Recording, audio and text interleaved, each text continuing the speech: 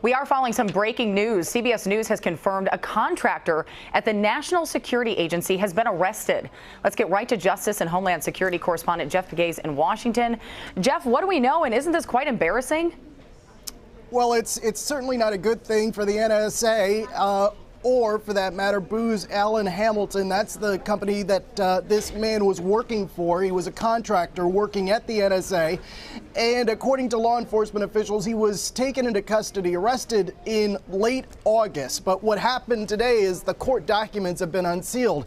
And it shows you what investigators were concerned about. They allege that this NSA contractor had all sorts of highly classified information, hard copy data, in storage sheds near his home, also in his vehicle and at his residence. Classified, top secret information that obviously should not have been in his possession, according to investigators. And so they are concerned about, well, what was his intent here? Was he planning on releasing that information to the public or turning it over to someone? So those are some of the questions that we have now. He's been identified as Harold Martin III of Glen Burnie, Maryland, and that is a suburb of the Baltimore area.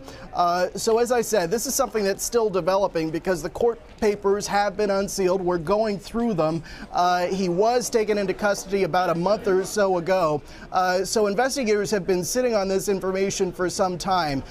We can only speculate why they've been sitting on it, perhaps to make sure that there was no damage done that they can see to national security. But they have revealed in these documents that had this information gotten out there, there would have been some sort of national security damage because of the information that he had in his possession. According to investigators, he had highly classified information and some top secret information as well. Jeff, before I let you go, people know Booz Allen Hamilton, that name, because they also know the name Edward Snowden. This could potentially be the second time in 3 years something like this happened. Can you explain to people what went on in that case and how this is different? Well, sure. You don't want to jump to any conclusions here, making that connection just yet. But obviously, the intelligence community, the law enforcement community in this country is still in a lot of ways recovering from the information that Edward Snowden leaked. And so when you have a situation like this where a contractor has been arrested and accused of storing this kind of highly classified information, naturally there are going to be these comparisons. And that's why I say we still have to figure out and ask law enforcement these questions. Well, what was his intent here? Was his intent to disseminate this information publicly?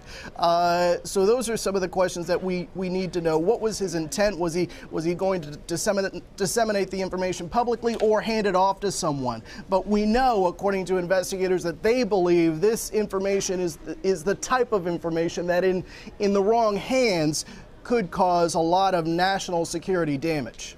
Fascinating. Jeff Pegues, thanks so much. We appreciate it.